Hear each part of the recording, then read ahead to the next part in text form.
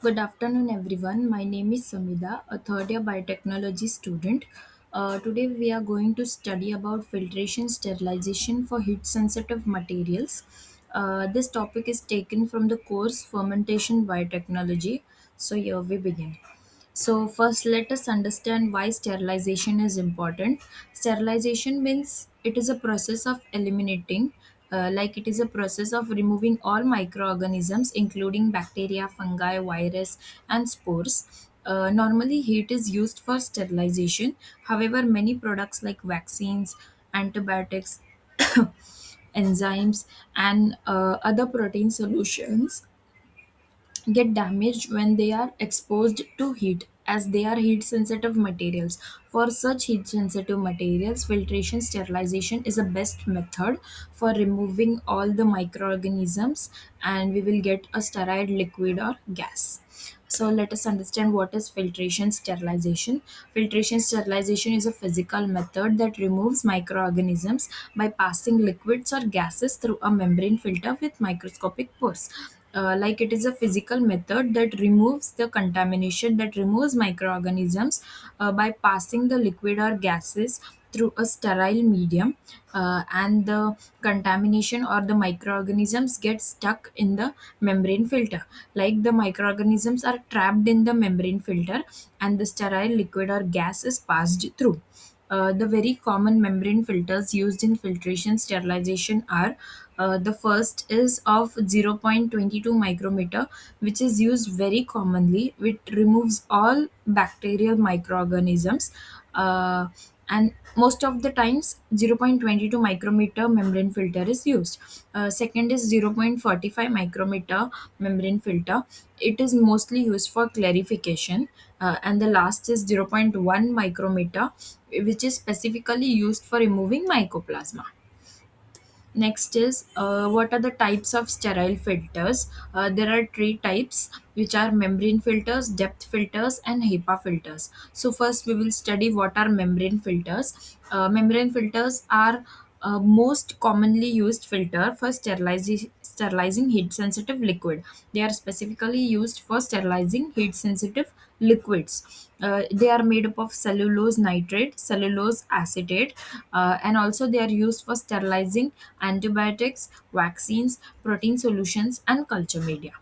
Next is the depth filter. Depth filter uh, traps the thicker particles, and also it is used as a pre-filter.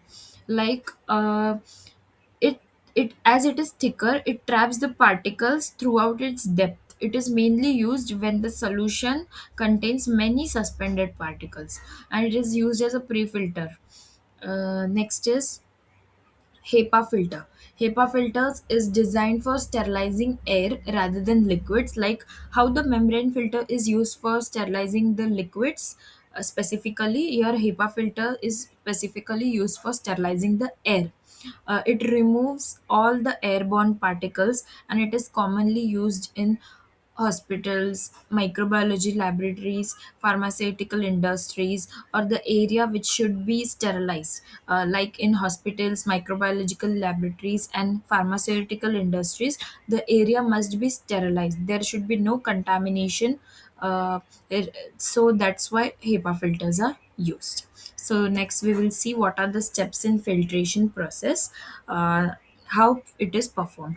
So first of all, we are gonna select appropriate sterile membrane filter. Next we will assemble the sterile filtration apparatus. When we will select the sterile filtration apparatus, then the liquid is passed through the filter using pressure or vacuum. Vacuum or pressure is necessary for the liquid to pass. Then the microorganism, when the filtration takes place, the microorganisms are trapped on that membrane. We can see they are trapped on that membrane, and the collected sterile filtrate is collected in a sterile container, so that we can get the sterile part.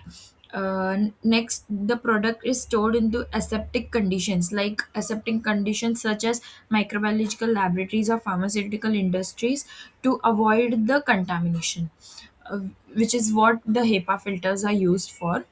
This is how the filtration process is used. In this process, there is no heat or chemical used. Next, we will see what are the applications of filtration sterilization. Filtration sterilization is widely used in pharmaceutical, biotechnology, and biotechnology industries.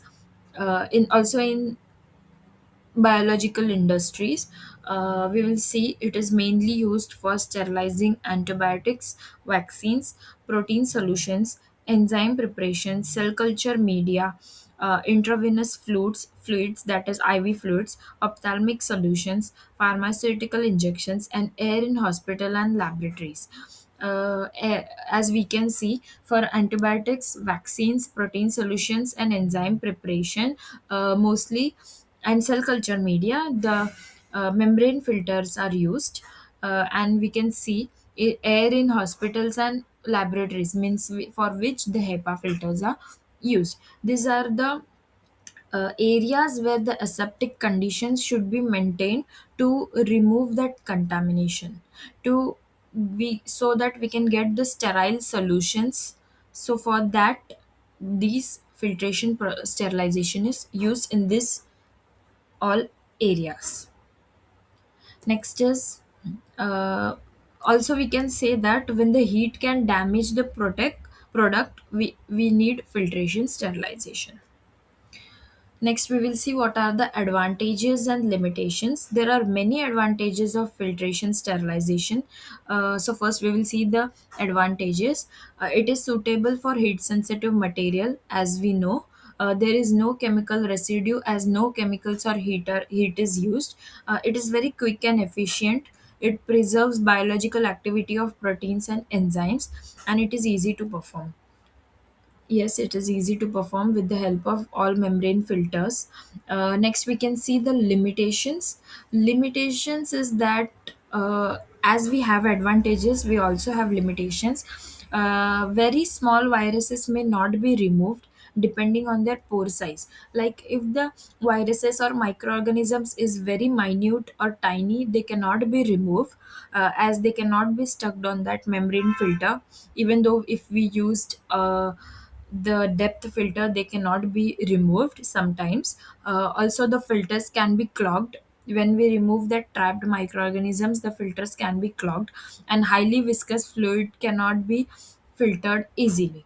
We can see, even if we use the depth filter, highly viscous liquids are sometimes, the chances are less to get filtered. Also, sterile filters are comparatively expensive. So these are the limitations, whereas there are also advantages of the filtration sterilization.